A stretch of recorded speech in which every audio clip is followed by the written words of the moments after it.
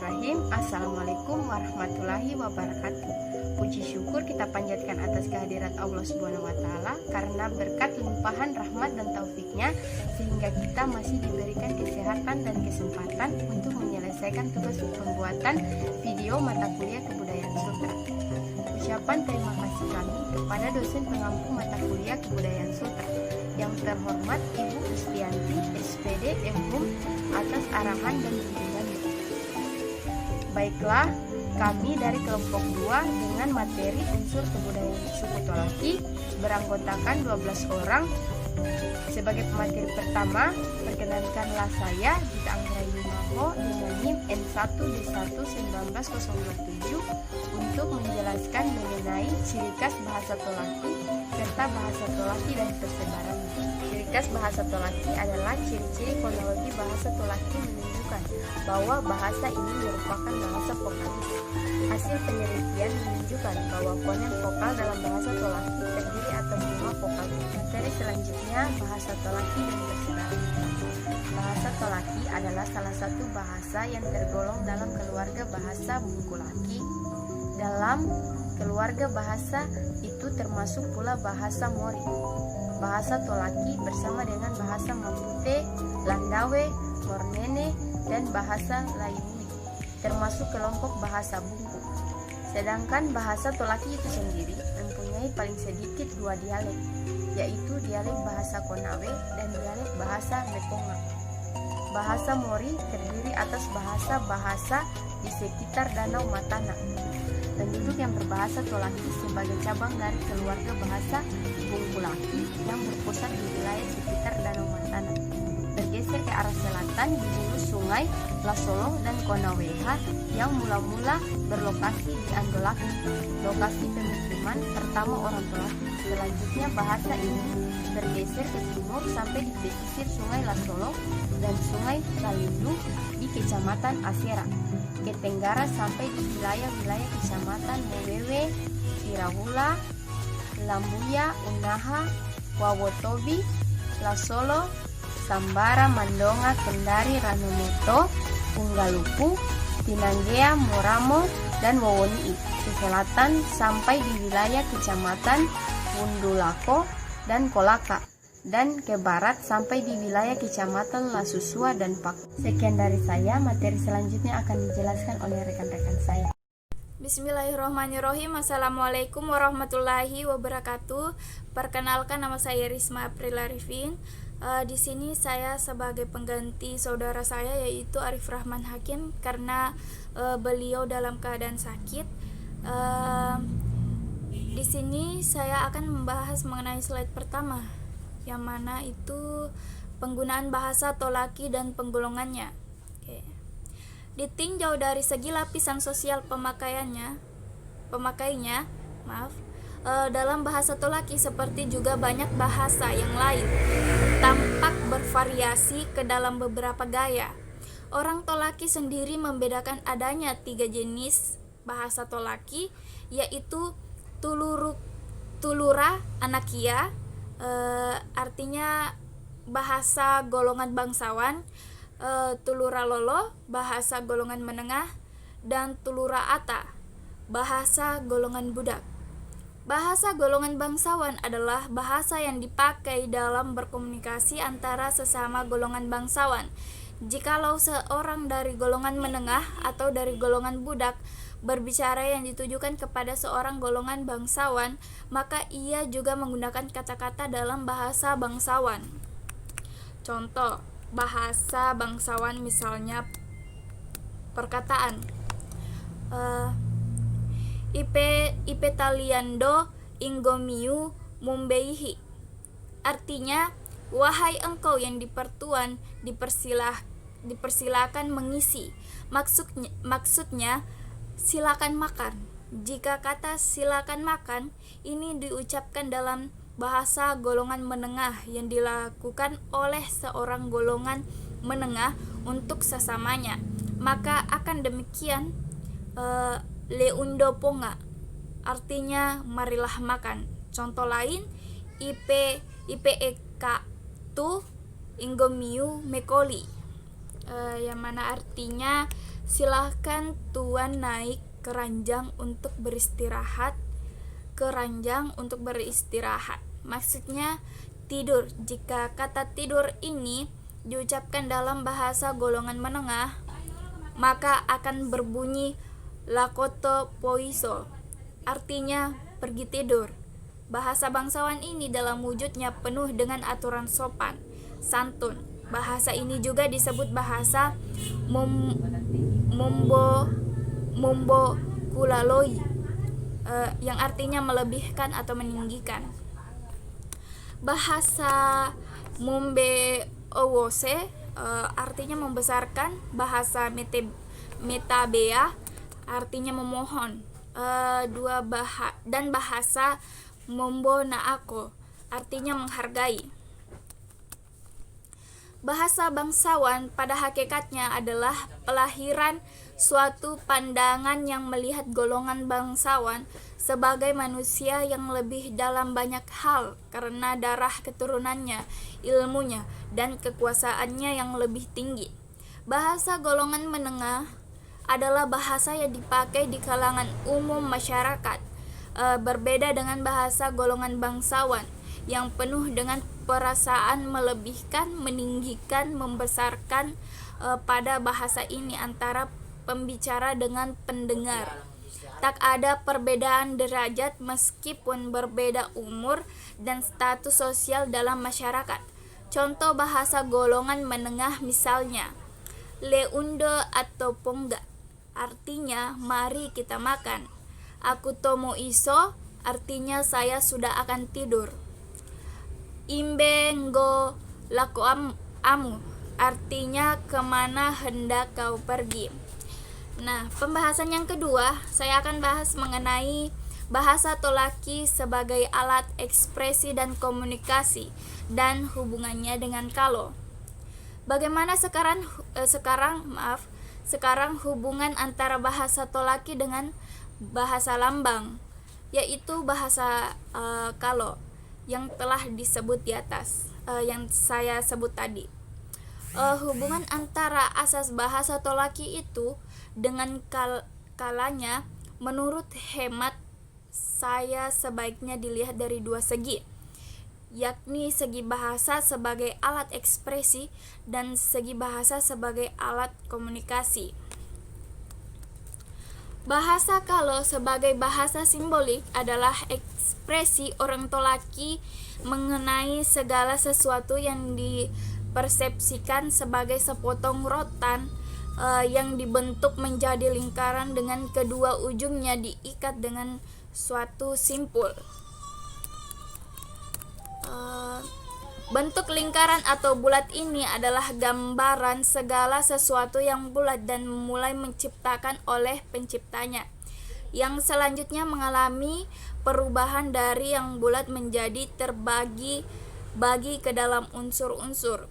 Dengan segala sesuatu di sini saya maksud manusia dengan segala aspeknya, alam dengan segala unsurnya, masyarakat dengan segala aspek-aspek sosialnya, demikian juga hewan dan tumbuhan, dan segala benda alamiah dan budaya.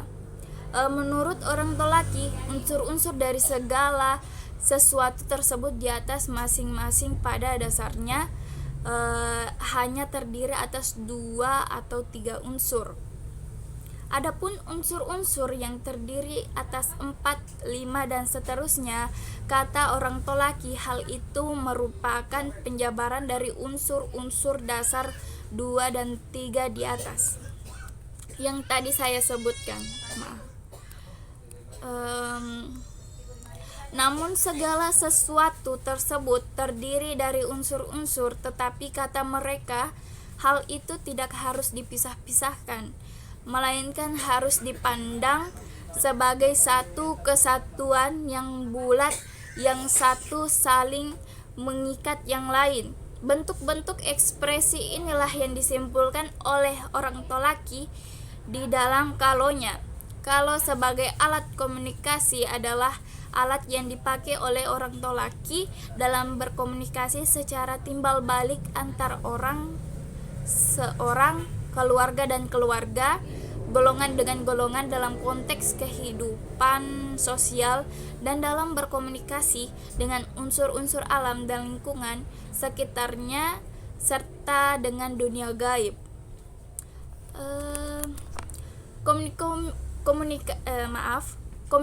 Komunikasi tersebut, kata mereka, harus dilakukan untuk mewujudkan dan mempertahankan prinsip-prinsip kesatuan dan persatuan atau integrasi dan solidaritas masyarakat, pada khususnya seperti yang disimbolkan di dalam.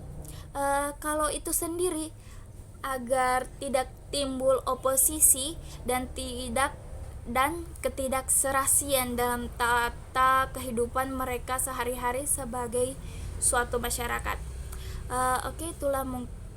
Itulah yang bisa saya sampaikan mengenai slide pertama, pembahasan bahasa Tolaki. Lebih dan kurangnya mohon dimaafkan. Terima kasih. Assalamualaikum warahmatullahi wabarakatuh. Bismillahirrahmanirrahim. Assalamualaikum warahmatullahi wabarakatuh.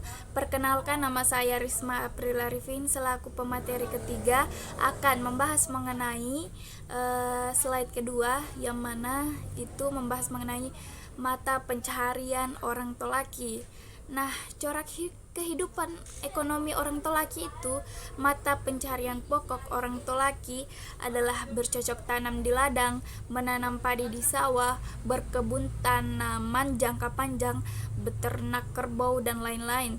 Ada pula mata pencaharian sampingan orang Tolaki, ada di antara mereka yang sewaktu-waktu meramu, misalnya menggali ubi hutan, berburu rusa, anuang, ayam hutan, dan berbagai jenis burung, serta menangkap ikan di rawa-rawa dan di sungai.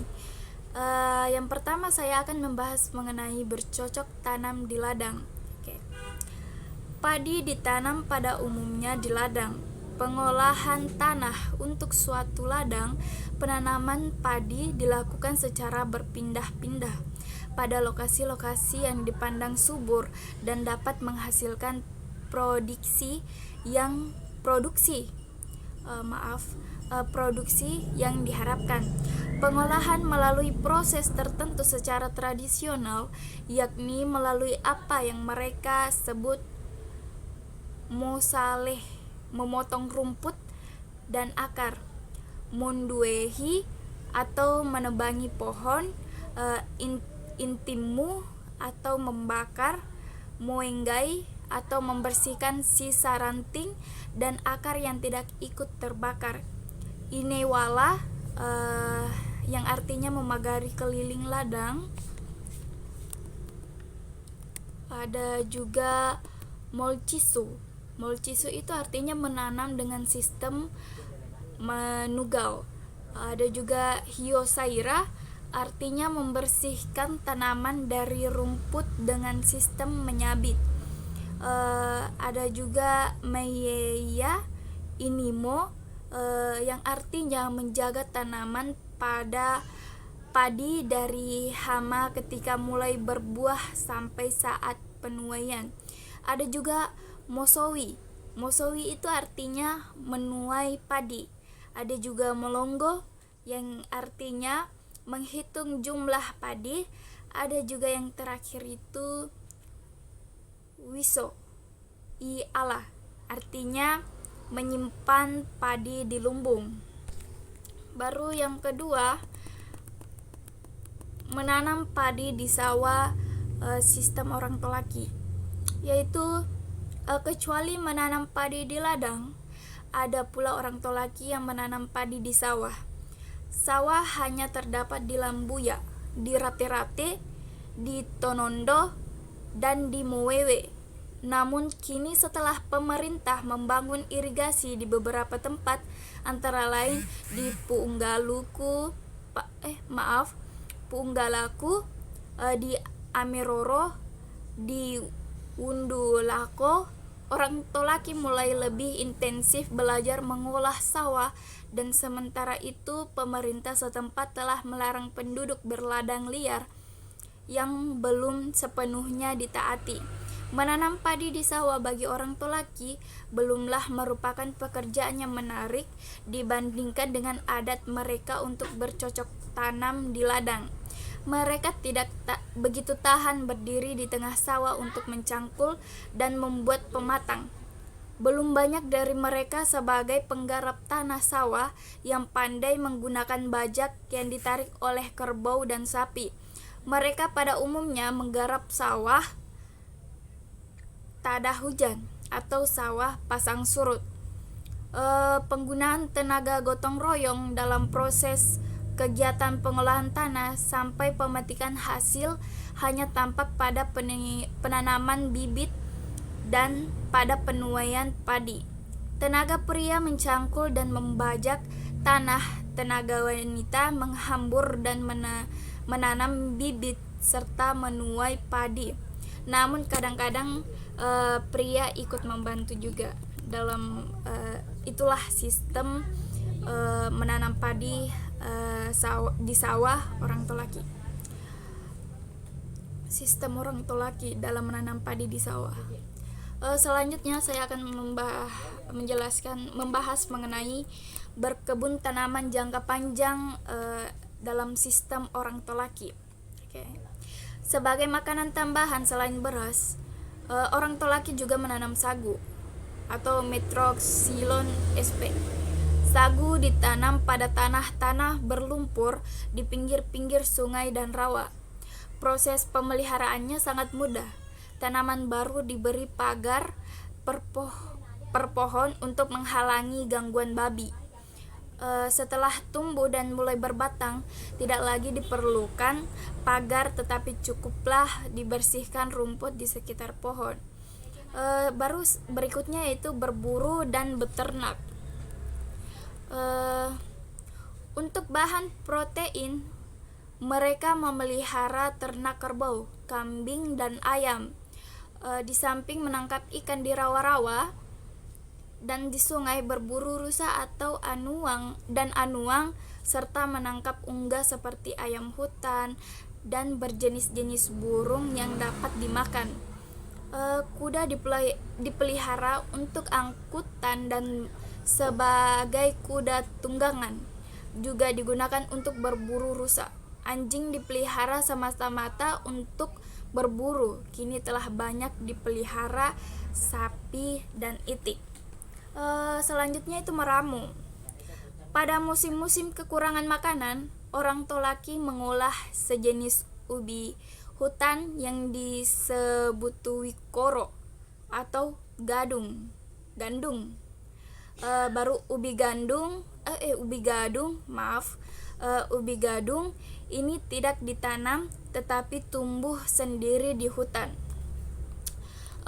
Mungkin itu yang dapat saya sampaikan mengenai mata pencaharian orang Tolaki.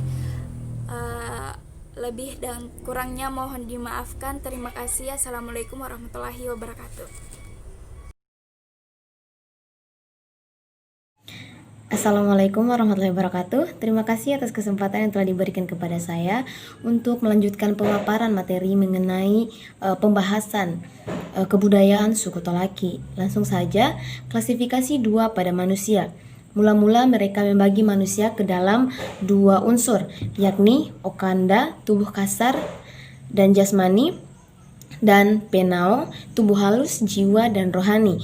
Kedua unsur dasar ini masing-masing dibagi lagi dalam beberapa unsur. Jasmani terdiri dari dua unsur, yakni unsur yang kuat dan unsur yang lemah. Unsur yang kuat adalah owuku atau tulang, ouha atau urat, owu rambut, dan okuku atau kuku. Sedangkan unsur yang lemah adalah obeli atau darah, oeme kencing, oundo sumsum atau otak, oramo atau daging. Mereka mengajarkan bahwa unsur-unsur yang kuat berasal dari laki-laki dan dari ayah, sedangkan unsur-unsur yang lemah berasal dari perempuan dan dari ibu.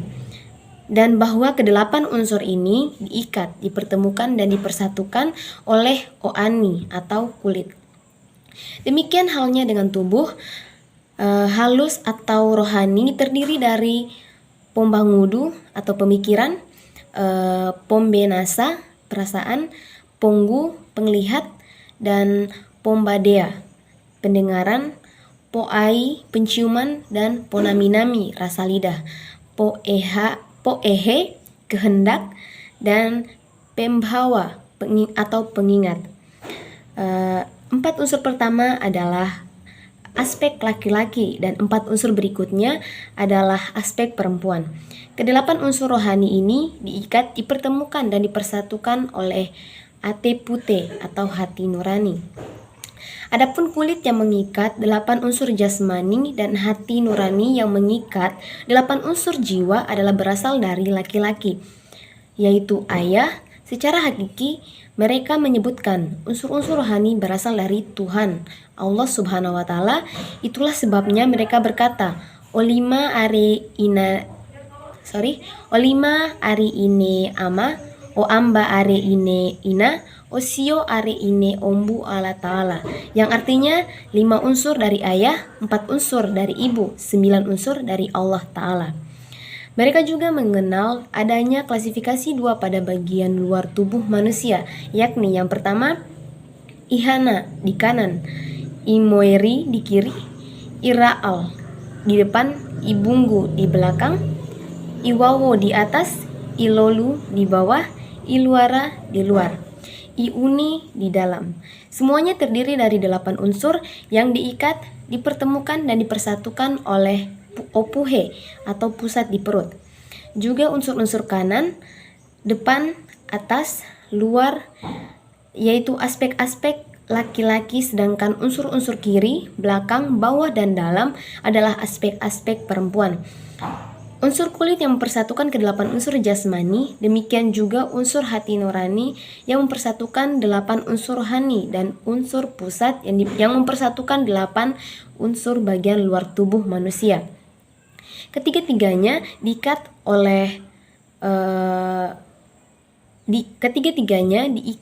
dipertemukan, dan dipersatukan oleh unsur puribusi, yaitu tulang ekor. Bagi orang tua laki, tulang ekor harus senantiasa dijaga kebersihan dan kesuciannya dari najis, karena menurut mereka apabila unsur ini tidak bersih atau tidak suci, maka akibatnya seluruh unsur jasmani dan rohani ikut ternodai. Jumlah keseluruhan unsur dari pembagian di atas adalah 28 buah. Ketiga kerangka unsur yang terdiri dari 4 unsur yang masing-masing sebagai penengah, mediasi, dan unsur pemersatu dari semua unsur. Jumlah ini juga terlukis dalam salah satu unsur dekorasi tulang orang kolaki. Salah satu unsur dekorasi sarung orang tolaki. Sekian pemaparan materi dari saya. Untuk selanjutnya saya serahkan kepada teman saya. Billahi taufiq wal hidayah. Wassalamualaikum warahmatullahi wabarakatuh.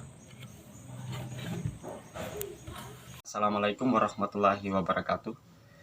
Pertama-tama, alhamdulillahirabbil alamin wa bihi nasta'inu ala umuri dunya wa din wassalatu wassalamu ala asrafil anbiya'i wal mursalin sayyidina Muhammadin wa ala alihi washabihi ajmain, amma ba'du. Marilah kita senantiasa memanjatkan puji dan syukur kehadirat Allah Subhanahu wa Ta'ala, karena atas limpahan rahmat serta karunia-Nya lah sehingga sampai pada hari ini, pada detik ini, kita masih diberi kesehatan dan kekuatan oleh Maha Kuasa. Tak lupa pula kita mengirimkan salawat serta salam kepada Baginda Muhammad SAW, karena atas perjuangan beliau beserta para sahabat sehingga kita bisa merasakan kedamaian dunia ini. Perkenalkan, nama saya Asman Veni, NIM N1D11949. Di sini saya akan mempresentasikan mengenai sistem pengetahuan orang tolaki. Di dalam sistem pengetahuan orang tolaki ini ada 3 bagian. Namun di sini saya mendapatkan 2 amanah, yaitu klasifikasi pada 2 alam dan klasifikasi pada binatang dan tumbuh-tumbuhan. Langsung saja, klasifikasi 2 pada alam. Klasifikasi mereka mengenai 2 pada alam dasarnya berorientasi pada sistem-sistem klasifikasi pada manusia. Sedangkan sistem klasifikasi dua lainnya adalah berdasarkan mengenai klasifikasi dua pada manusia, dua dan pada alam kedua-duanya. Atas dasar itu mereka membagi alam ini dalam bentuk dua unsur, yaitu yang pertama Hanumoraitade atau alam nyata. Alam nyata terdiri dari Lahuene dan Wata'aha yang masing-masing dibatasi oleh Lasoano Eleo dan Tepuliane Oleo. Ulu Ivoi dan para Ivoi. Di langit terdapat Oleo dan Ovula, Seru dan Ousa, Okila dan Obundu, Opua dan Barese. Sedangkan di permukaan bumi terdapat Wuta dan Ivoi, Kolele dan Hanutoro, Osu dan Anggalo, Tano dan Owali. Unsur-unsur seperti langit, timur, utara, matahari, awan, kilat, dan selanjutnya unsur-unsur seperti tanah, binatang, gunung, dan manusia adalah aspek-aspek laki-laki. Sedangkan pasangannya bumi, barat, selatan, bulan, hujan, guntur, dan perempuan. Dan selanjutnya unsur-unsur air, tumbuh-tumbuhan, lembah, dan jin adalah aspek-aspek perempuan. Semua unsur tersebut berada dan berlangsung pada liputan Oleo dan Owingi yang masing-masing mempunyai aspek-aspek laki-laki dan perempuan. Yang kedua Hanundakini atau alam gaib.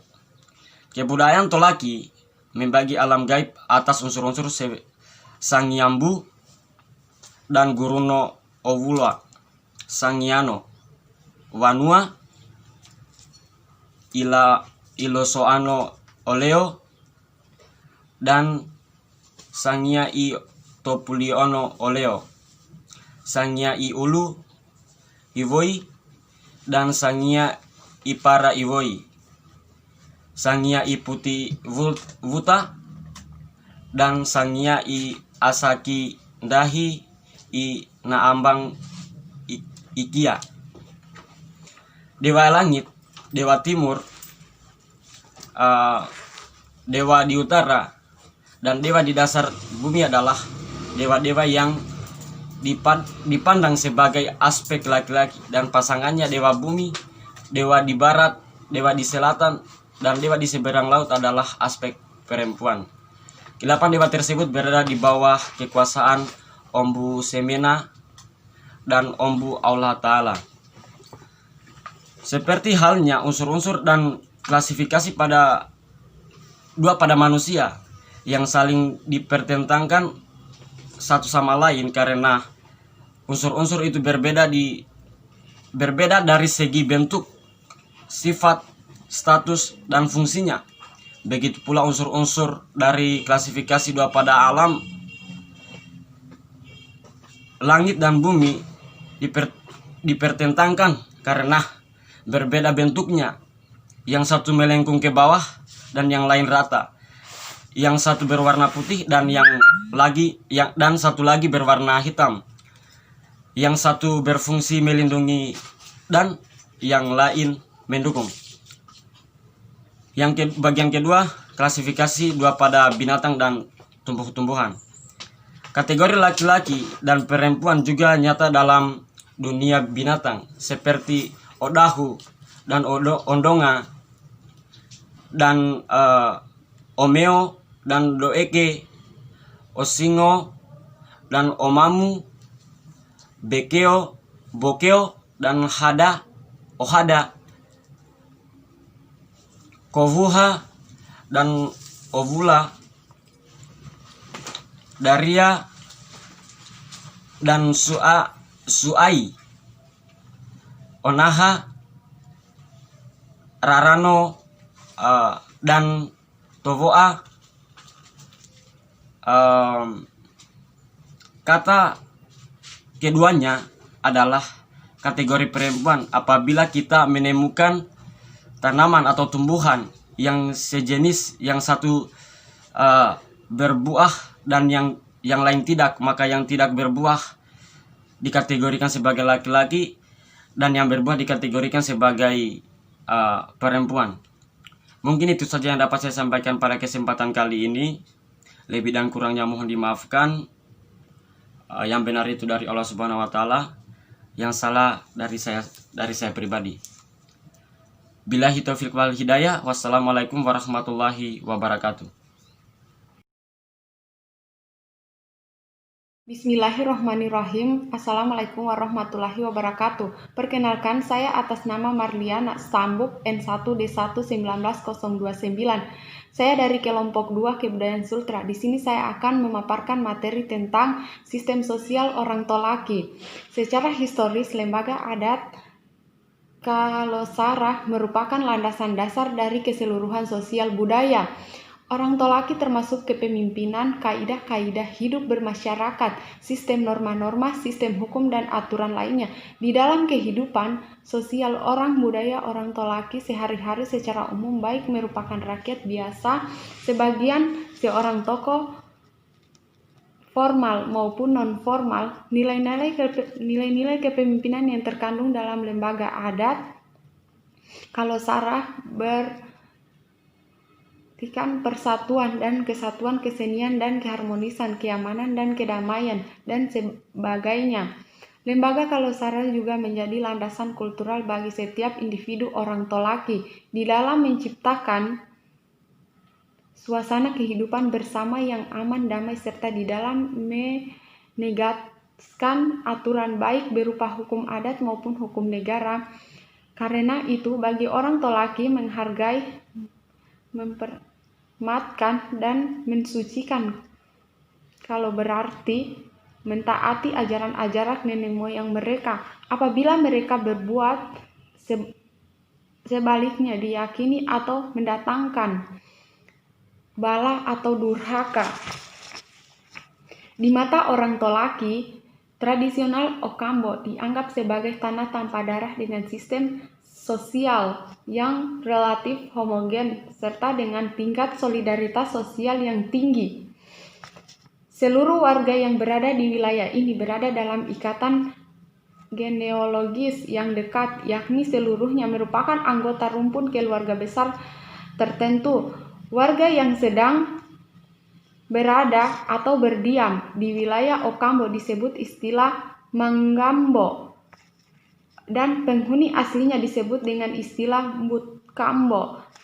Warga yang bertandah dan bermukim di kampung lain disebut dengan istilah Lakomeswere Ngambo, atau yang sedang merantau ke daerah lain disebut dengan istilah Lakomeswere Manwana.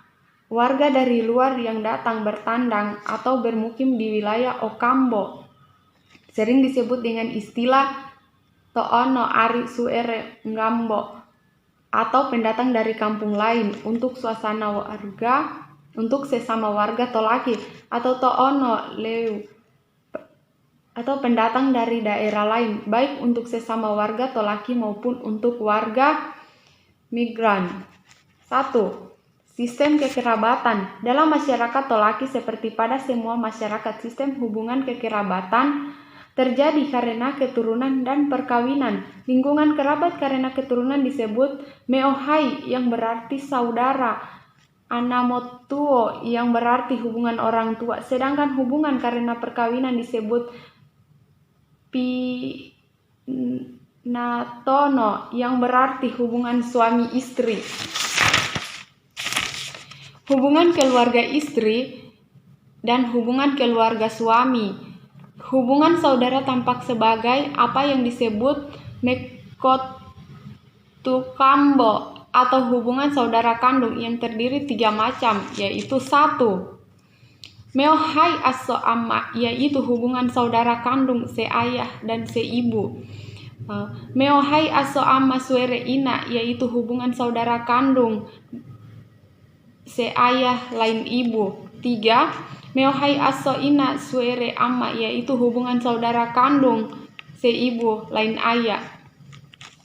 Selain hubungan saudara sebagai saudara kandung, ada juga hubungan saudara yang disebut meopoteha, yaitu hubungan saudara sepupu. Hubungan saudara sepupu ini juga terdiri atas 3 macam, yaitu 1. Meopoteha monggo aso, yaitu hubungan sepupu derajat 1. 2. Meopoteha monggo ruo, yaitu hubungan sepupu derajat 2. Meopoteha monggo tolu, yaitu hubungan sepupu derajat 3. Dengan orang tua tampak dalam unsur-unsur yang disebut mbeo-ana, atau hubungan orang tua dengan anak, mbeo-puo, atau hubungan terdiri dari unsur-unsur sebagai mbeo-ana, kotu-kambo, atau hubungan orang tua dengan anak kandung, dan mbeo-laki ana, hubungan paman atau bibi dengan kemenakan. Hubungan paman atau bibi dengan kemanakan terdiri pula atas unsur mbeo-laki ana, ngaktu-kombo, atau hubungan paman atau bibi dengan kemenakan kandung. Dan unsur mbeo-laki ana, mboteha, atau hubungan paman atau bibi dengan kemenakan sepupu. Masing-masing paman sepupu, bibi sepupu, dan kemenakan sepupu. Masing-masing paman sepupu, bibi sepupu, dan kemenakan terdiri pula atas 3 unsur, yaitu sebagai sepupu derajat 1, sebagai sepupu derajat 2, dan sebagai sepupu derajat 3.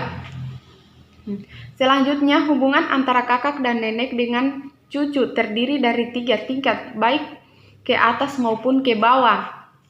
1.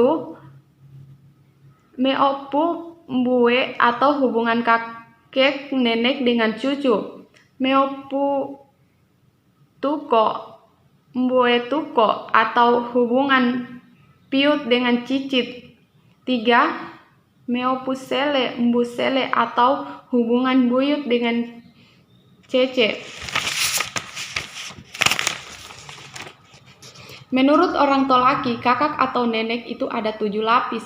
Lapisan ke-7 yang disebut puembitulapi, atau kakek atau nenek lapisan ke-7, tidak dikenal lagi dan dipertanyakan oleh cucu-cucu lapisan terbawah. Oleh karena itu, ada istilah puembinesuko ako, yang berarti kakek atau nenek yang dipertanyakan. 2.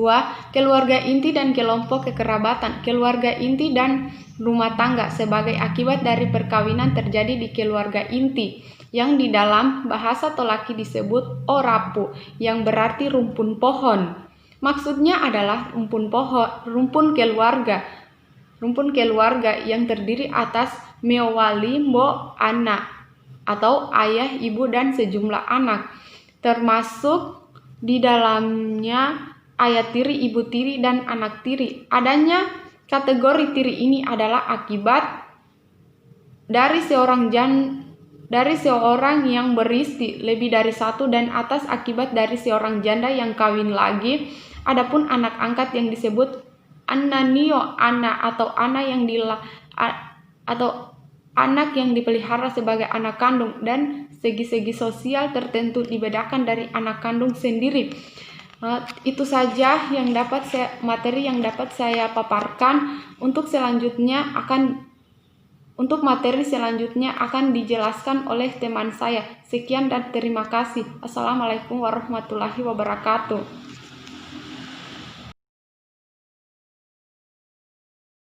Assalamualaikum warahmatullahi wabarakatuh. Perkenalkan, nama saya Agustina, nomor Stanbook N1 D1 19045. Saya dari kelompok 2. Di sini saya akan membahas tentang sistem teknologi tradisional orang Tolaki. Sebelumnya saya minta maaf karena saya tidak memakai bahasa Tolaki karena saya bukan berasal dari Tolaki. Oke, lanjut. Jenis alat-alat produktif tradisional orang Tolaki meliputi alat bertani ladang seperti opade atau parang, opali atau kampak, rambaha atau batu asahan, potasu atau batu tugal, saira atau sabit, osowi atau tuai, PHE atau pengikat padi, onohu atau lesung, oalu atau alu, oduku atau tambi beras. Yang kedua, alat menokok sagu. Yang pertama, osuli dan tarasulu untuk memecah bulir sagu. Yang kedua, landaka, keranjang besar untuk memeras air sagu. Yang ketiga, oani, tempat pengendapan sagu. Yang keempat, alat berburu dan menangkap hewan liar. Yang pertama, karada atau tombak. Yang kedua, otaho, ohotai, ohopi untuk menangkap ayam hutan atau burung. Tuoi atau ranjau, katilombu atau tali penangkap kerbau liar. Yang kelima, oboso atau pagar perangkap. Yang keempat, alat beternak seperti walaka atau tiang tambaka kerbau. Yang kedua, olo atau tali. Yang ketiga, selekri dan kalelau atau cincin hidung kerbau. Yang kelima, alat menangkap ikan seperti okabi atau kail, opimbi atau bubu, saulawi atau anyaman bambu, soramba atau tombak berkait, opape atau panah, lupai atau tubah. Yang kedua, senjata. Senjata tradisional orang Tolaki yang paling utama adalah ta'au atau parang panjang, kinia atau perisai, karada atau tombak, kasai atau tombak berkait. Alat-alat senjata ini khusus dipakai oleh kaum pria. Senjata untuk kaum wanita adalah opiso atau pisau. Keris juga dipakai untuk senjata, tetapi keris bukan hasil memandai orang Tolaki. Mereka membelinya dari orang Bugis atau orang Jawa. Yang ketiga, wadah. Banyak macam wadah buatan orang Tolaki, seperti misalnya kombilu, kombilo atau tempat menyimpan barang-barang anyaman, olepa atau bakul menyimpan bahan-bahan makanan, pangisa atau tempat menyimpan barang-barang perhiasan, obungge atau tempat menyimpan barang-barang pakaian wanita, burua atau peti tempat menyimpan barang-barang pakaian pria, obaki atau baki, obasu atau basung, okuro atau periuk, kawali atau kuali. Orang Tolaki juga memakai kuningan yang mereka beli dari orang Buton. Yang keempat, alat-alat membuat atau menyalakan api. Orang Tolaki tradisional membuat api dengan menggunakan dua jenis alat, yaitu otinggu atau alat membuat api dari batu dan waru, dan oeri atau alat membuat api dari bambu. Mereka juga mengenal 3 jenis alat untuk menyalakan api yang berasal dari bambu, yakni peahi atau alat meniup api yang berasal dari pelepah sagu, tulali atau alat meniup api yang berasal dari bambu, dan sosowa, alat meniup api yang berasal dari potongan kayu bulat yang dilubangi, dan alat ini khusus dipakai dalam menempah besi. Itulah pembahasan dari saya. Selanjutnya pembahasan berikutnya akan dilanjutkan oleh teman saya, dan saya akhiri. Wassalamualaikum warahmatullahi wabarakatuh. Perkenalkan, nama saya Wabines Tambuk N1D1 1941. Saya akan menjelaskan materi selanjutnya 5 alat-alat makan dan minum. Sebelumnya, orang Tolaki memakai alat-alat makan dan minum dari perselin yang mereka beli di toko. Mereka memakai alat makan dan minum yang disebut siwole, anyaman untuk nasi, oaha tempat lauk pauk, odula makanan dari sagu, oboku tempat kuah, obila tempat minum, osonggi alat makan sagu. Alat-alat makan dan minum yang telah mereka miliki sebagai harta pusaka buatan Cina, Jepang, dan Eropa adalah opingga, piring porselin, otonde, gelas porselin, obenggi, lembaga, wua, panggi, takara, koloi. Masing-masing adalah jenis tempatnya menyimpan minuman keras. Selain itu, mereka juga memiliki barang-barang kuningan yang dibeli dari Buton, yaitu oranda, alas piring, palako, tempat hidangan siri, usaka, lesung kecil, tempat menumbuh siri, kolungga, tempat kapur siri. 6. Alat-alat pakaian dan perhiasan. Orang Tolaki pernah memakai pakaian tradisional dari bahan fuga yang mereka sebut kinawo, yaitu bahasa pakaian yang diproses dari kulit kayu yang dinamakan usangi dan wuhuko. Tenun tradisional orang Tolaki biasa disebut sawu ulu, sarung kepala, sarung utama, sarung pokok. Alat-alat kelengkapan tubuh lainnya adalah osongko atau songko, usu-usu penutup kepala, obabu, baju, otembi, cawat, saluaro, celana, pebo, ikat pinggang. Saat orang Tolaki keluar rumah untuk berkunjung ke rumah tetangga, ia membawa okadu atau kantung untuk bahan-bahan siri dan pinang, serta kapur siri untuk orang tua. Obeu, tempat siri atau pinang khusus untuk wanita dan orang tua. Hudaka, tempat rokok khusus satu wanita dan orang tua. Hudaka, tempat rokok khusus orang muda, dan taitasi atau tas. Perhiasan banyak jenisnya seperti kalunggalu atau ikat kepala pada wanita, andi-andi, anting-anting, eno-eno, kalung, sembiala, kalung pada badan, bolosu, gelang pada lengan dan pergelangan tangan, kale-kale, gelang pada tangan, olangge, gelang pada kaki, kalepasi, gelang tangan dari akar bakar. Beberapa perhiasan rumah yaitu otenda, perhiasan pada langit-langit, tabere, perhiasan pada sepanjang dinding kamar dan ruang tamu, khususnya pada saat pesta. Juga beberapa anyaman seperti ambali, mboiso, atau tikar tidur, ambali, mborerehe, tikar tempat duduk, dan ambahimo, buaya, tikar untuk menjemur, serta siwole, anyaman khusus untuk meletakkan kaleu, yang dipandang sebagai salah satu atribut saat upacara.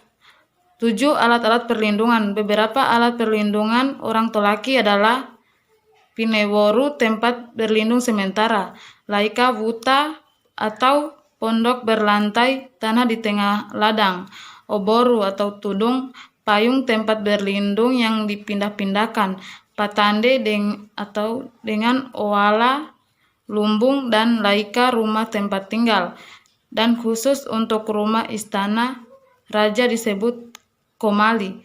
8. Alat-alat transportasi. Alat-alat transportasi di darat adalah kapinda atau alas kaki, otigo, alat berjalan di lumpur, osoda, alat pikulan di balu, kalambadi, alat pikulan di kepala, kalata, alat lisungan orang sakit, lembara, alat usungan mayat, osama, alat pikulan pada kerbau, oteke, alat pikulan pada kuda. Sedangkan alat transportasi di sungai dan di rawa adalah onia atau rakit, obangka atau perahu sampan, dan indoi atau batang yang mengapung. Itulah materi dari saya. Sekian dan terima kasih. Assalamualaikum warahmatullahi wabarakatuh. Bismillahirrahmanirrahim. Assalamualaikum warahmatullahi wabarakatuh. Perkenalkan, nama saya Zulfika, NIM N1D1194043. Di sini saya kelompok 2 akan membahas sistem religius suku Tolaki. Sebelum suku Tolaki menganut agama Islam, dan ada di antaranya yang menganut agama Protestan, mereka telah mengenal Tuhan, yang mereka sebut Ombu yang disebelah puja. Manusia tidak dapat berhubungan langsung dengannya, tetapi dengan perantaran Sangja atau dewa, dan dengan Berahanu Halusu yang artinya segala makhluk halus. Kini orang Tolaki setelah menganut agama Islam atau Protestan menyebut Tuhan melalui istilah Ombu Allah Ta'ala yang artinya Tuhan Allah, atau Ombu Semena yang artinya Tuhan yang sesungguhnya. Orang Tolaki mengenal banyak dewa. Setiap dewa di bumi diberi nama menurut nama status dan fungsinya atau menurut nama tempat bersemayamnya. Di salah satu bagian alam, dewa tertinggi disebut Sengja Bu'u, artinya kepala dewa. Dewa inilah yang bertindak sebagai penyambung lidah tita Tuhan. Ia juga disebut Sangya Lahuene yang artinya dewa langit, karena ia bersembunyi di langit. Di sini juga ada beberapa nama-nama dewa, antara lain yang pertama Sangyano Owuta yang artinya dewa bumi, atau Guruno Owuta yang artinya gurunya tanah, yang mengatur dan memelihara kehidupan atas bumi. Yang kedua Sangya Ipuri Wuta yang artinya dewa di pusat bumi, yang mengatur dan memelihara kehidupan di dalam bumi. Yang ketiga Sangya Ipuritahi yang artinya dewa di dasar laut, yang mengatur dan memelihara laut dan segala sumber air. Yang keempat Sangya Asaki Dahi, dewa di seberang laut, menjaga musuh dari luar dunia. Yang kelima Sangya Losoano Oleo yang artinya dewa di timur, yang mengatur dan memelihara wilayah jagat di bagian timur, termasuk menetapkan terbitnya matahari pada setiap hari. Yang keenam Sangya Itepuliono Oleo yang artinya dewa di barat, yang mengatur dan memelihara wilayah jagat di bagian barat, termasuk menetapkan terbenamnya matahari pada setiap hari menjelang malam. Yang ketujuh Sangya Ulu Iwoi yang artinya dewa di hulu sungai atau dewa di utara, yang menguasai wilayah jagat di sebelah utara, termasuk mengatur mengalinya sumber air sampai ke laut. Yang kedelapan Sangya Ipara Iwai yang artinya dewa di muara sungai atau dewa di selatan, yang menguasai wilayah jagat di bagian selatan, termasuk menerima dan mengatur air masuk ke laut. Yang kesembilan Dewi Padi yang dinamakan Sangoleo Mbe yang artinya roh padi. Urake Mbe artinya nyawa padi. Mulia meh yang artinya halusnya padi. Warokano mbuno opoe artinya inti persona dewa padi. Jumlah dewa dikenal orang Tolaki adalah 9, ke-10 adalah Tuhan. Oke, sekian dari saya. Wassalamualaikum warahmatullahi wabarakatuh. Bismillahirrahmanirrahim. Assalamualaikum warahmatullahi wabarakatuh. Selamat malam, salam sejahtera bagi kita semua. Om Swastiastu, Namo Buddhaya, salam kebajikan. Pertama-tama saya akan memperkenalkan diri. Nama saya Syahdan, kelas A Ganjil, NIM N1D1 19037. Saya akan mempresentasikan sebagian dari makalah yang berjudul Unsur Kebudayaan Suku Tolaki. Makalah yang berjudul Unsur Kebudayaan Suku Tolaki terbagi atas 7 bagian, dan saya akan mempresentasikan bagian ke-6, yaitu sistem religi suku Tolaki. Langsung saja, sebelum orang Tolaki menganut agama Islam, dan ada di antaranya yang menganut agama Protestan, mereka telah mengenal Tuhan yang mereka sebut Oombu, yang disembah atau dipuja. Dialah yang menciptakan jagat raya dan segala isinya. Ia berada di langit paling atas sesudah lapisan langit ke-7. Ia kadang diidentikan dengan langit. Orang tua dari kalangan mereka sering mengucapkan doa dan berkata, Po ehemo sanya uranelahune, yang berarti semoga berkehendaknya Tuhan tetesannya langit tercurah kepada kita sekalian. Manusia tidak dapat berhubungan langsung dengannya, tetapi dengan perantaraan sanya atau dewa, dan dengan membrahanu halusu segala makhluk halus. Kini orang Tolaki setelah menganut agama Islam atau Protestan menyebut Tuhan melalui istilah Ombu Allah Ta'ala atau Tuhan Allah, atau Ombu Semena, Tuhan yang sesungguhnya. Orang Tolaki mengenal banyak dewa. Setiap dewa diberikan nama menurut nama dan status fungsinya atau menurut nama tempat persembayangnya di salah satu bagian alam. Dewa tertinggi disebut Sangya Embu, kepala dewa. Dewa inilah yang bertindak sebagai penyambung lidah titah Tuhan. Ia juga disebut Sangya Lahene, dewa langit, karena ia bersembayang di langit. Dewa-dewa lainnya ialah Sangyano Owuta, dewa bumi, atau Guruno Owuta, gurunya tanah, yang mengatur dan memelihara kehidupan di atas bumi. Sanya Ipuri Wuta, dewa di pusat bumi, yang mengatur dan memelihara kehidupan di dalam bumi.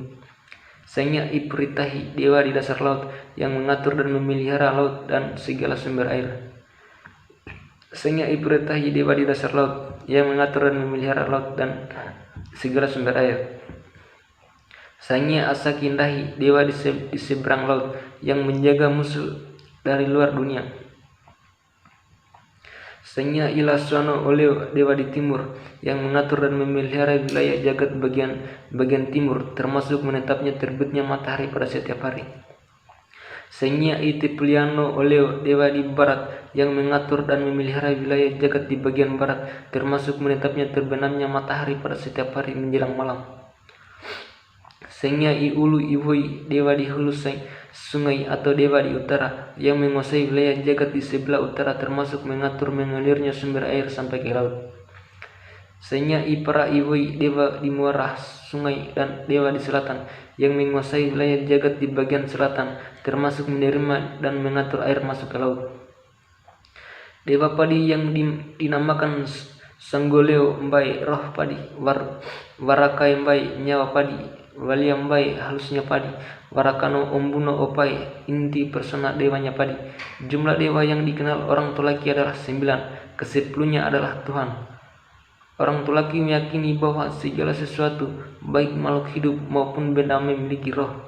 Roh ini memungkinkan kehidupan setiap makhluk dan menetapkan kedudukan setiap benda. Mereka mempunyai kekuatan yang melampaui kekuatan alam nyata. Menurut orang Tolaki, roh itu adalah yang baik ada, yang jelek jahat sifatnya. Roh yang baik itu adalah Owali atau jin, Sanggoleo semangat, dan Onitumate atau roh orang mati. Sedangkan roh yang jahat adalah Onitu Ahwama atau setan, Pendiana atau kuntilanak, Oso atau burung jahat menjelma orang, dan Opo atau roh orang jahat yang suka melencang di malam hari, yang suka mengganggu manusia yang sedang tidur. Kata orang tua lagi, segala jenis penyakit yang diderita orang adalah disebabkan oleh orang jahat, jadi bukan disebabkan oleh sejenis kuman menurut seorang dokter. Mereka juga mempunyai bahwa roh orang jahat yang meninggal itu setelah lama tinggal di surga kembali pindah ke tubuh bayi yang baru lahir. Gejala kelahiran kembali itu atau reinkarnasi disebut mesurungga atau roh yang menumpang ke tubuh lain, sumoso atau roh yang melekat pada tubuh lain, toromendua atau roh yang hidup kembali melalui tubuh orang lain. Upacara-upacara keagamaan. Beberapa macam upacara keagamaan orang tua laki bersifat ritus, yaitu sangat bersifat perpisahan menjadi satu dengan yang bersifat peralihan, dan yang upacara yakni yang bersifat integrasi dan pengukuhan.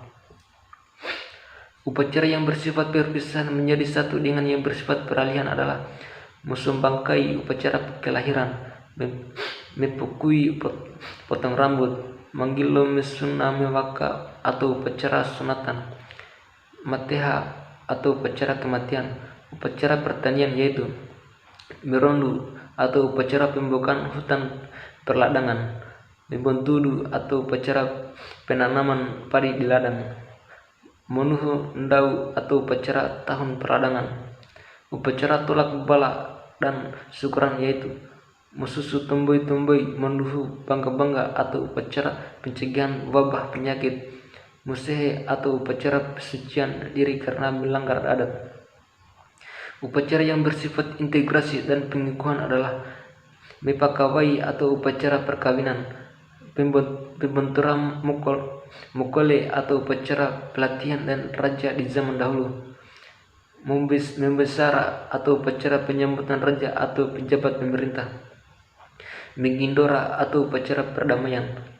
Selain menggunakan hewan korban atau orang tua laki juga memakai sejumlah jenis alat upacara asal dari benda-benda ilmiah, tumbuh-tumbuhan, tanaman, dan asal dari alat perlengkapan hidup. Mungkin itu saja yang saya sampaikan pada malam hari ini. Kurang dan lebihnya mohon dimaafkan karena kesalahan ada pada diri saya dan kebenaran yang abadi ada pada Allah Ta'ala. Zikir, fikir, amal, dan soleh. Ihdinas siratal mustaqim wallahul muwaffiq ila aqwamil thoriq. Wassalamualaikum warahmatullahi wabarakatuh. Timur yang mengatur dan memelihara wilayah jagat bagian timur, termasuk menetapnya terbitnya matahari pada setiap hari. Senya iti Puliano Oleo, dewa di barat yang mengatur dan memelihara wilayah jagat di bagian barat, termasuk menetapnya terbenamnya matahari pada setiap hari menjelang malam. Senya i Ulu Iwoi, dewa di hulu sungai atau dewa di utara yang menguasai wilayah jagat di sebelah utara, termasuk mengatur mengalirnya sumber air sampai ke laut. Senya i Para Iwoi, dewa di muara sungai dan dewa di selatan yang menguasai wilayah jagat di bagian selatan, termasuk menerima dan mengatur air masuk ke laut. Dewa padi yang dinamakan Sanggoleo Mbai, roh padi, Warakai Mbai, nyawa padi, Walia Mbai, halusnya padi, Warakano Ombuno Opai, inti persona dewanya padi. Jumlah dewa yang dikenal orang Tulaki adalah 9, ke-10-nya adalah Tuhan. Orang Tulaki meyakini bahwa segala sesuatu, baik makhluk hidup maupun benda memiliki roh. Roh ini memungkinkan kehidupan setiap makhluk dan menetapkan kedudukan setiap benda. Mereka mempunyai kekuatan yang melampaui kekuatan alam nyata. Menurut orang Tulaki, roh itu adalah yang baik ada, yang jelek jahat sifatnya. Roh yang baik itu adalah Owali atau jin, Sanggoleo semangat, dan Onitu mate atau roh orang mati. Sedangkan roh yang jahat adalah Onitu Ahwama atau setan, Pendiana atau kuntilanak, Oso atau burung jahat menjelma orang, dan Opo atau roh orang jahat yang suka melencang di malam hari, yang suka mengganggu manusia yang sedang tidur. Kata orang tua lagi, segala jenis penyakit yang diderita orang adalah disebabkan oleh orang jahat, jadi bukan disebabkan oleh sejenis kuman menurut seorang dokter. Mereka juga mempunyai bahwa roh orang jahat yang meninggal itu setelah lama tinggal di surga kembali pindah ke tubuh bayi yang baru lahir. Gejala kelahiran kembali itu atau reinkarnasi disebut mesurungga atau roh yang menumpang ke tubuh lain, sumoso atau roh yang melekat pada tubuh lain, toro mendua atau roh yang hidup kembali melalui tubuh orang lain. Upacara-upacara keagamaan. Beberapa macam upacara keagamaan orang Tulaki bersifat ritus, yaitu sangat bersifat perpisahan menjadi satu dengan yang bersifat peralihan, dan yang upacara yakni yang bersifat integrasi dan pengukuhan. Upacara yang bersifat perpisahan menjadi satu dengan yang bersifat peralihan adalah musumbangkai, upacara kelahiran, mepukui, potong rambut, manggilo mesuna mewaka atau upacara sunatan, mateha atau upacara kematian, upacara pertanian yaitu merondu atau upacara pembukaan hutan perladangan, membontudu atau upacara penanaman padi di ladang, menuhu ndau atau upacara tahun perladangan, upacara tolak bala dan syukuran yaitu mususu tumbui menduhu bangga atau upacara pencegahan wabah penyakit, musehe atau upacara pesucian diri karena melanggar adat. Upacara yang bersifat integrasi dan pengukuhan adalah mepakawai atau upacara perkawinan, pembenturan mukole atau upacara pelatihan dan raja di zaman dahulu, membesara atau upacara penyambutan raja atau pejabat pemerintah, mengindora atau upacara perdamaian. Selain menggunakan hewan kurban atau orang Tulaki juga memakai sejumlah jenis alat upacara asal dari benda-benda ilmiah, tumbuh-tumbuhan, tanaman, dan asal dari alat perlengkapan hidup. Mungkin itu saja yang saya sampaikan pada malam hari ini. Kurang dan lebihnya mohon dimaafkan karena kesalahan ada pada diri saya dan kebenaran yang abadi ada pada Allah Ta'ala. Zikir, fikir, amal, dan soleh. Ihdinas siratal mustaqim wallahul muwaffiq ila aqwamil thoriq. Wassalamualaikum warahmatullahi wabarakatuh.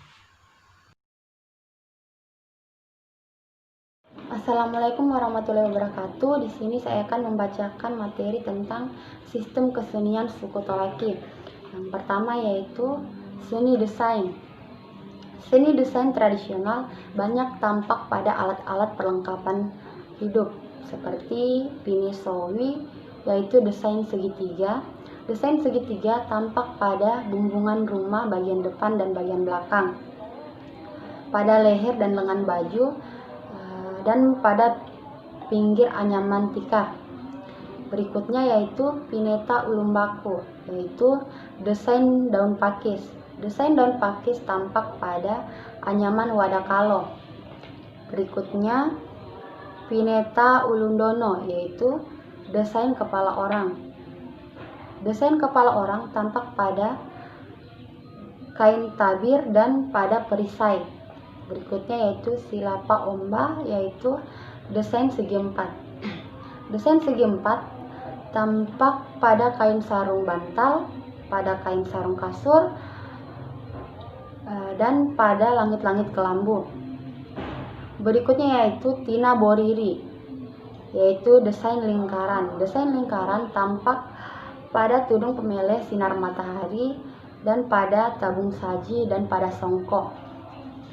Yang kedua yaitu desain rias tradisional, yaitu rias pada tubuh seperti otimu, yaitu gulung rambut di kepala, sadaki, yaitu bedak dari beras untuk rias pada perempuan, dan tatuange, yaitu pada dada dan lengan khusus laki-laki. Berikutnya yaitu kamehameha, yaitu pemerah bibir khusus perempuan.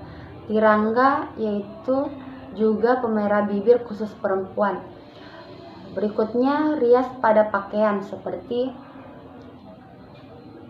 kalung galuh, yaitu kalung pada kepala, andi-andi, yaitu anting pada telinga, eno-eno, yaitu kalung emas, saimbala, yaitu selempang pada dada khusus anak-anak, bolosu, yaitu gelang pada lengan, kale-kale yaitu gelang pada pergelangan tangan, olangge yaitu gelang pada kaki. Yang ketiga yaitu seni vokal.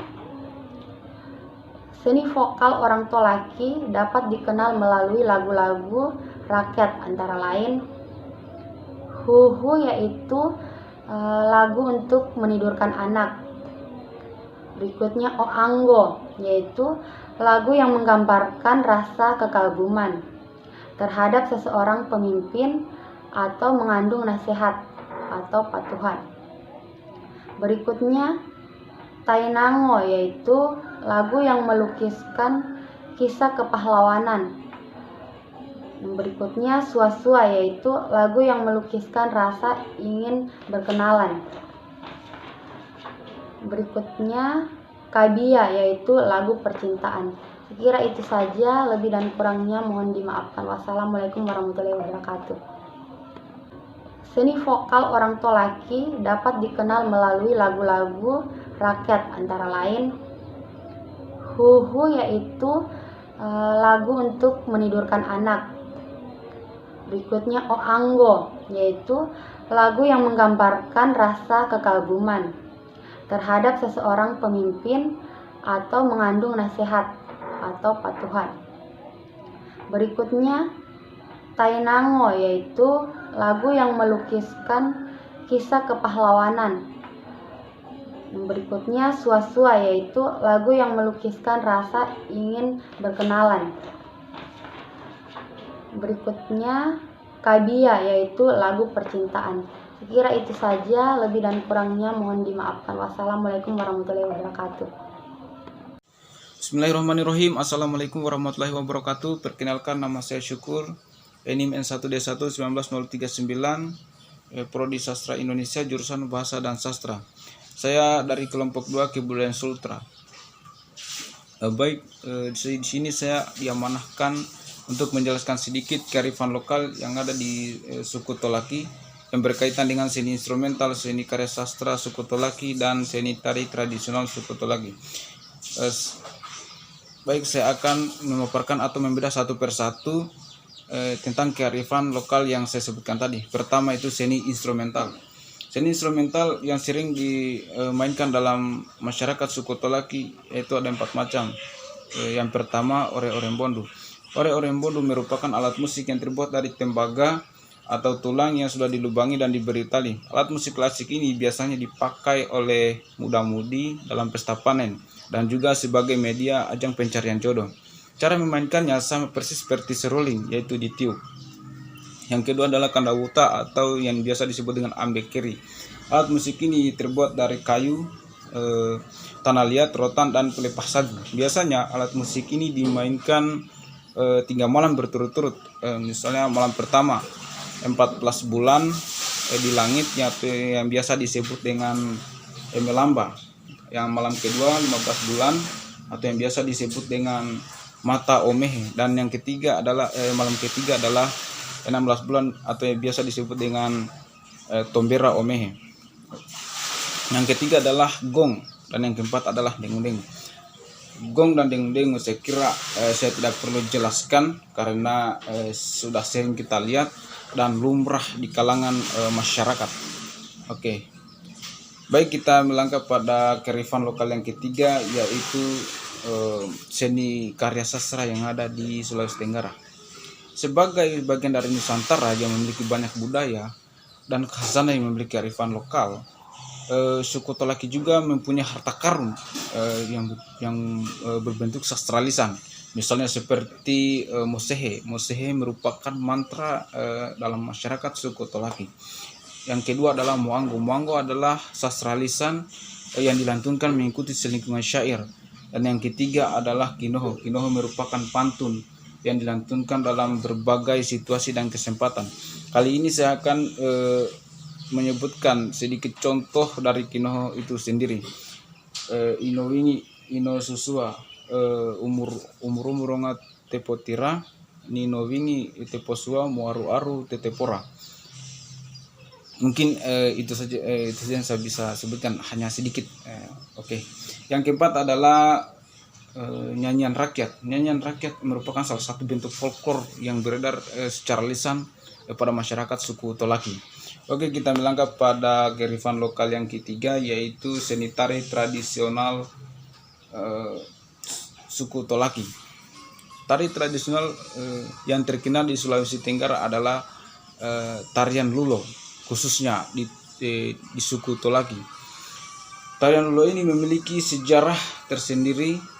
Pada zaman dulu, tarian ini biasanya dilakukan pada upacara-upacara adat seperti pernikahan, pesta panen raya, dan pelantikan raja yang diiringi dengan alat musik gong. Tetapi seiring berkembangnya zaman, untuk sekarang ini di zaman globalisasi ini, maka gong sudah jarang digunakan.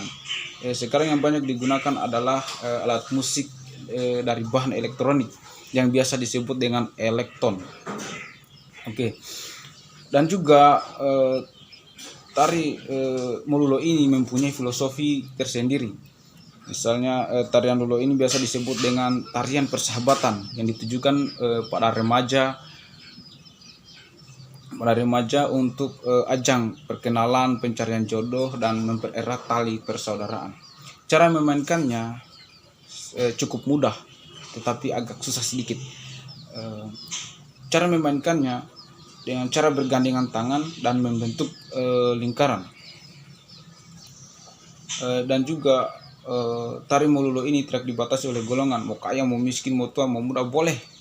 Yang atau bahkan juga yang dari suku lain atau negara lain yang ingin bergabung dalam tarian Lulo ini bisa. Yang terpenting adalah bisa mengikuti gerakan atau menyesuaikan gerakan dalam tarian Lulo tersebut. Dan yang perlu diperhatikan dalam tarian Lulo ini adalah posisi tangan pria menopang tangan wanita. Tangan ini memiliki simbolisasi, yaitu bentuk kedudukan, peran atau etika dalam pria dan wanita dalam kehidupannya. Tetapi yang terpenting adalah makna dari tarian itu sendiri. Makna dari tarian itu adalah mencerminkan bahwa masyarakat suku Tolaki ini cinta damai dan mengutamakan persahabatan dan persatuan dalam kehidupannya. Seperti filosofi yang sudah dikiaskan dalam pepatah yang berbunyi samatur medulu ronga mempo kuaso, yang artinya dalam menjalankan kehidupannya masing-masing, masyarakat suku Tolaki selalu mengutamakan, selalu bersatu, saling membantu, tolong menolong, dan bahu-membahu, yang intinya adalah saling menopang. Oke, itu saja yang bisa saya sampaikan. Lebih dan kurangnya mohon dimaafkan. Wabillahi taufik wal hidayah. Wassalamualaikum warahmatullahi wabarakatuh.